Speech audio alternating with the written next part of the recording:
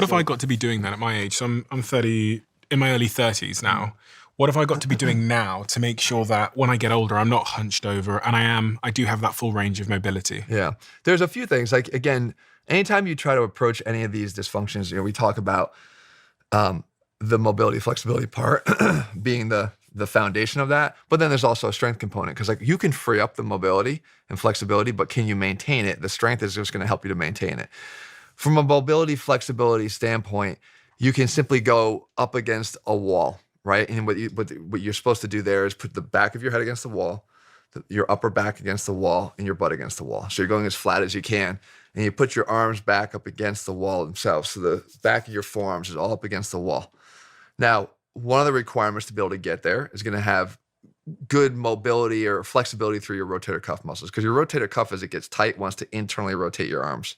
Can you get them back this way? Can you get your elbows forward, but your arms back? You're doing a pretty good job, but I can see some deficits there. Yeah. So can I get in that position? When I'm there, can I then raise them up against that wall flat?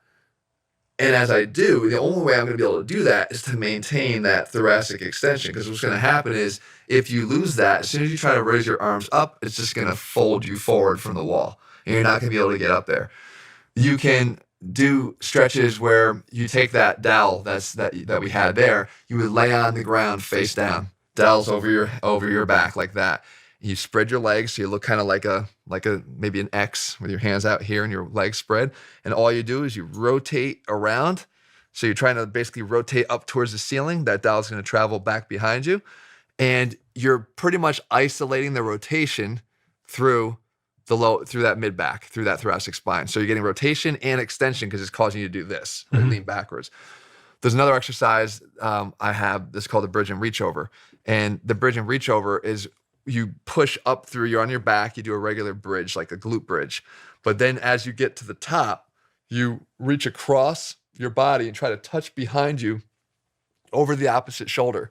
So again, what are you getting there? You're getting extension through that spine and the rotation together to see if you can combine those movements and again, take back that range of motion that's being shared between those two functions. These are all things that anybody can do. Like, anybody can do them. And maybe you won't do them well in the beginning because you are restricted, but these are the types of things that improve as you do them. And again, don't look for perfection right away. But the nice thing about these drills is they don't have to be done for more than a few weeks consistently to actually start to see the benefits and to feel what happens when you start to become less restricted here.